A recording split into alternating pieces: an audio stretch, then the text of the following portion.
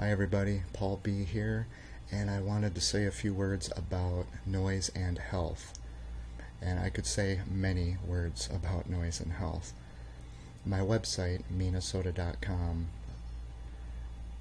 says a lot. I created the website in part to be the gold standard anywhere, in writing, in books, in academic literature, on the web, anywhere. The gold standard on noise injected into the home and its effects on human psychological, emotional, physical, and spiritual health. I did have to leave out quite a bit about the physical effects this has had on me, because in this world of health fascism, maintaining your privacy with respect to that is paramount. But there were a lot of physical effects. And I refer you to the website where I outline the effects that did happen as they happened. But I found something on the internet that I wanted to share with you, which explains at the cellular level one of the concepts I tried to get across to Minnesota authorities all along for 3 years, and it just sailed right over their heads. And that's what makes this whole project of mine so difficult. It's just so big and broad. There's so many issues. In this sense, you have to bring in the issue of education in Minnesota.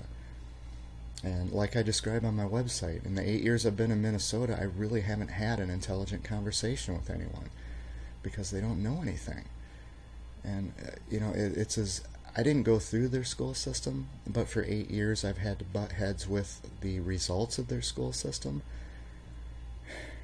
And it is the loneliest feeling in the world. I can't talk about anything I spent my life studying because they don't know anything about it. They don't even know what I'm talking about. More important, they don't care.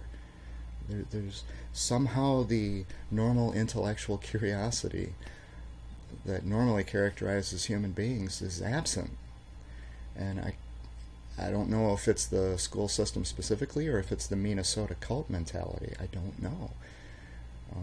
But one of the consequences of that is that as I went to my landlord, the city officials, the police, my Minnesota employer, anybody in the state of Minnesota, and I tried to explain details of what noise trauma is and what noise does to your body physiologically, the fight and flight mechanism, the whole concept of energy, and the need of the body to divert its energy from its normal bodily functions toward dealing with the trauma that's being inspired by the noise,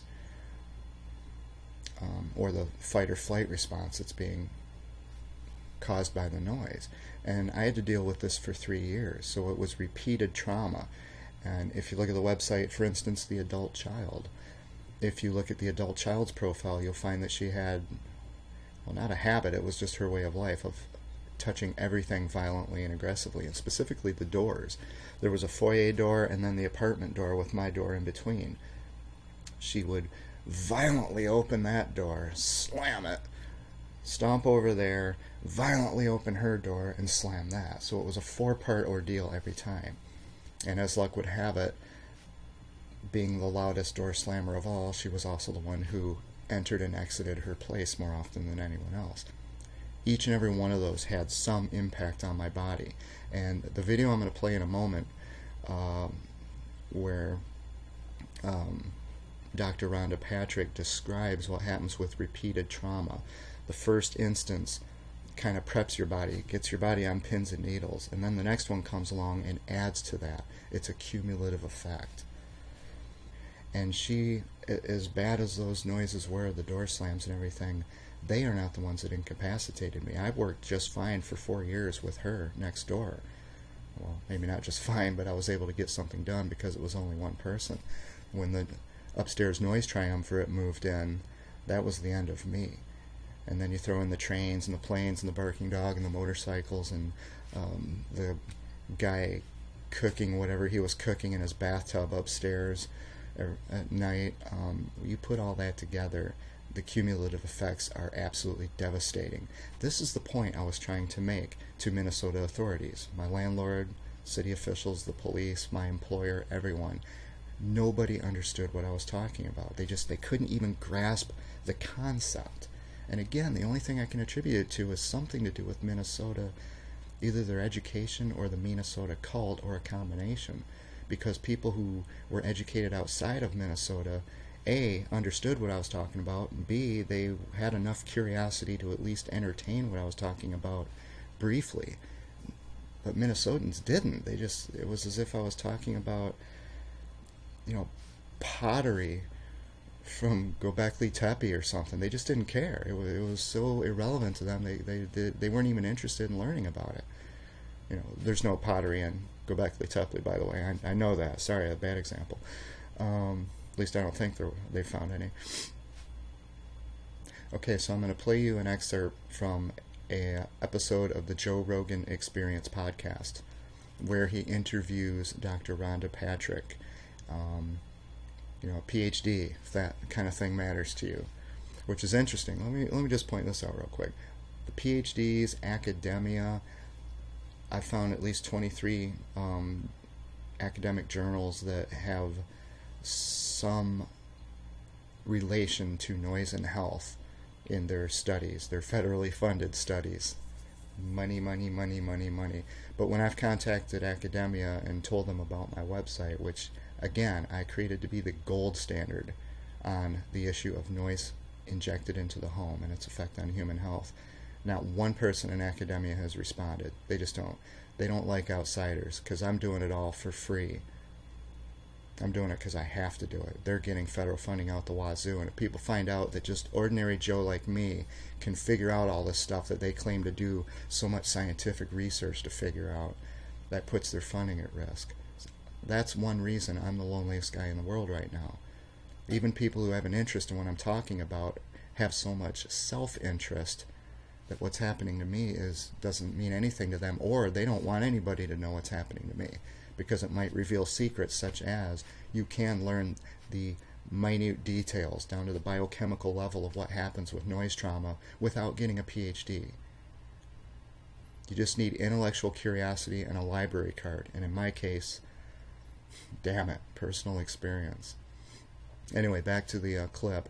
I'm going to play you this clip from the Joe Rogan Experience, and what Dr. Patrick talks about is at her level of discussion. It's very technical, but at her level of discussion, it's exactly what I was trying to tell everyone in Minnesota for 3 years, and I was trying to tell them in a much more conversational tone. I wasn't getting into the specific chemicals involved, this cellular structure. I wasn't trying to bore them with that. I was just trying to explain to them that noise trauma can kill. At the very least, it hurts. It hurts your body, hurts your mind, hurts your emotions, and hurts your spirit. So why don't you take a look at this brief clip, and then I'll put the links below so you can view the entire video. It's well worth viewing, and just realize that as I tried to explain this to Minnesota authorities, they did not care. Okay, what she's describing is something that's ultimately life-threatening. Now, granted, she's describing it in terms of boxing, the trauma that comes from boxing, but the point is repeated trauma. It doesn't really matter what the source is. There's going to be some differences, whether it's physical trauma or emotional. But this was physical trauma. Noise is energy injected. If noise can make my entire apartment shake, that's a physical occurrence. Just as surely as if someone comes up and gives me undercuts this way, right? I don't know anything about boxing. So I tried to explain this to these authorities, and they didn't care, and they didn't care to learn, which was one of the worst things of all. They just didn't even want to learn. They just wanted to stay in their state of ignorance for the rest of their lives, and I have to suffer from it. Please enjoy the video and go visit Joe Rogan Experience for the rest of the interview with Dr. Patrick. Thanks. I have a question about repeated trauma. So, if you are in a fight, say, and you get hit and hurt, and you get in trouble, but you survive, and then you make it to the next round, do the impacts that you take after that, are they even more devastating because of the initial impact? Yes. So what happens is, because of the initial injury, your cells, and because of the production of reactive oxygen species and the inflammatory response and these things that are happening, that is all a stress to the cell. So the cell is already stressed. And when a cell is stressed, it is more susceptible to death. This is kind of part of the mechanism by which cancer cells are primed to die, in a sense, where cancer cells they're stressed because all sorts of stuff is going wrong in them, and they are primed to die. Like the cell is expressing what's called pro-apoptotic proteins in them, proteins that are going to make the cell die. But the cancer cells found a way to overcome that by expressing these anti-apoptotic proteins. So it's like a balance between, okay, how much do I have that's going to make me die or not make me die? So that's happening when you have a stressed cell from injury, and then, like, for example, brain injury. They're also, the reactive oxygen species causes those cells to make more of those proteins that are saying, okay, die, die, die. So they're already primed to die, even if some of them die immediately, but even the ones that haven't died immediately, they may not be dead because there's enough of those ones that are saying, no, don't die yet, don't die yet. There's enough of that protein there to sort of balance it out.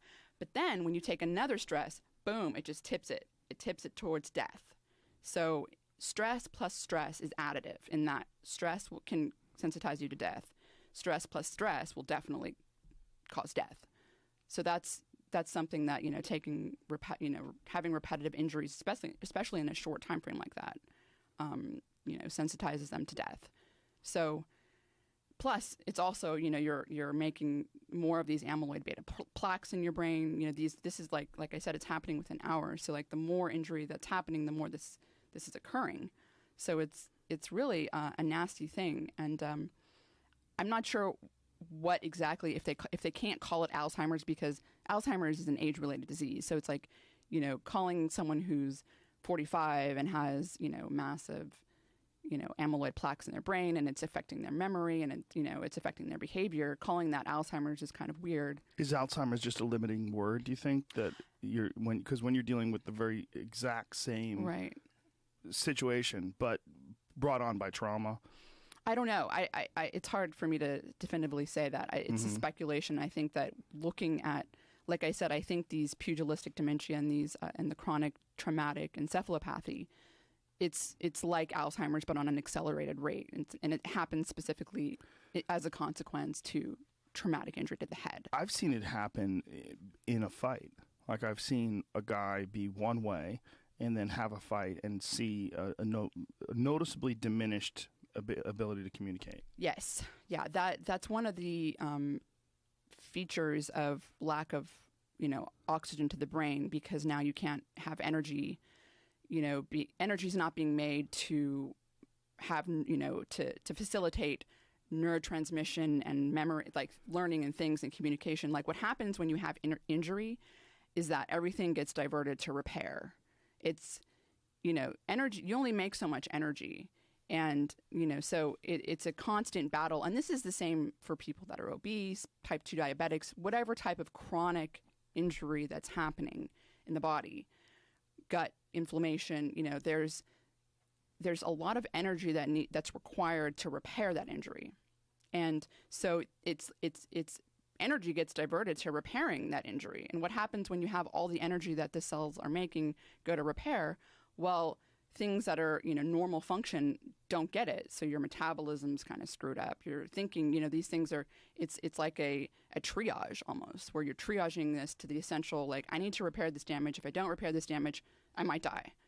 So it's like you shunt the energy to that repair process. So things like short-term memory, communication, all that sort of gets screwed up in a way. So that makes perfect sense that would happen.